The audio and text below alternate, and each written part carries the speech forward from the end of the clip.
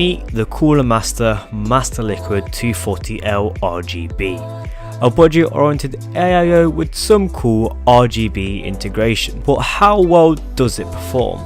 Let's find out. The Cooler Master Master Liquid 240L is essentially a remake of the base model Master Liquid 240, but has been slapped on with that RGB goodness because, you know, it's 2018.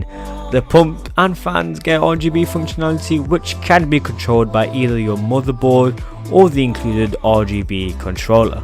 In my case, I have it directly connected to my motherboard as it does have an RGB header. This allows me to control the RGBs via the Aura software, but it is compatible with other manufacturers' RGB software like MSI Mystic Lighting and Gigabyte RGB Fusion. The two RGB fans are the Master Fan RGB Air Balance 120mm, which are nice but do have a small issue that I'll get onto later on in the review.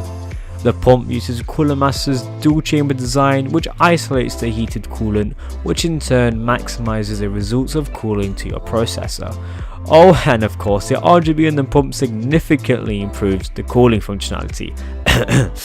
Jokes aside, the FEP tubing is sleeved in a braided material, which makes the AIO feel a lot more premium, and that is nice to see considering its price point. This trend continues on with the rest of the AIO, which makes it look quite sleek sitting in my case.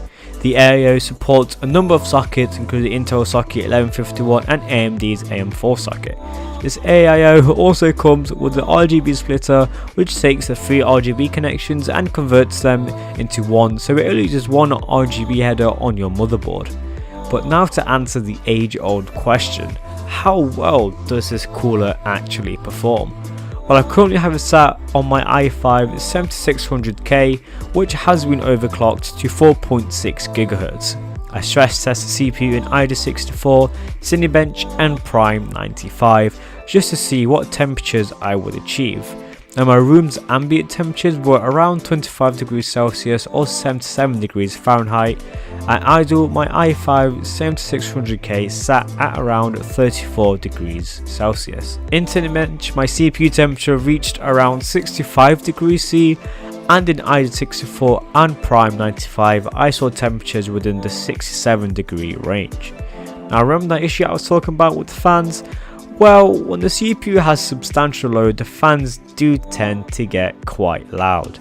At idle, the fans are all whisper quiet, I can barely hear them, but as soon as they start to ramp up, they do get quite loud, which is noticeable, but I do wear headphones most of the time, so it isn't a major issue for me, but it is something to keep in mind. Also, with the cooling, granted some other AIOs like the H100i from Corsair would perform slightly better. This is mainly due to the radiator being less dense and thinner, but considering this AIO's price point, which is around £60 or $70, it does provide adequate cooling. Plus, you know, it has RGB, so extra points for that. Now the price point is great for all those budget gamers out there, myself included, or if you're after an AIO that performs well but doesn't leave a massive dent in your wallet. If you find my review helpful, then do consider leaving a like and possibly subscribing to see more content like this. Thanks for watching, and I'll see you all in the next video. Bye.